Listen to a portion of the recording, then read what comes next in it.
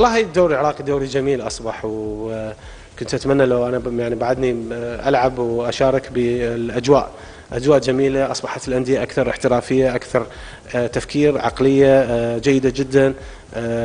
استقطاب اللاعبين المحترفين ايضا بجوده جيده جدا. وجود الملاعب، واتمنى تتحسن الملاعب بشكل افضل. النقل التلفزيوني، كثير من الامور اعتقد الان اصبح به اهتمام اكثر، وهذا ما كنا نتمناه في السابق. لكن حقيقه انا اشوف يعني اكيد مع المستقبل، مع التطور، مع الخبره، مع المشاركات الخارجيه للانديه الاخرى ايضا راح تزداد الخبره. من تتوقع يكون المنافس الابرز؟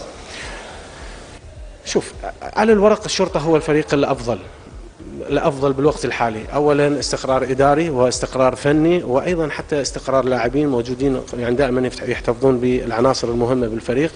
فالشرطه حتى بما انطانا يعني ما شوفنا بالمباراه الاولى بدوري ابطال اسيا للنخبه، كان فريق جيد جدا. اذا اكتملت الحاله البدنيه للشرطه راح يكون فريق ممتاز جدا كفريق.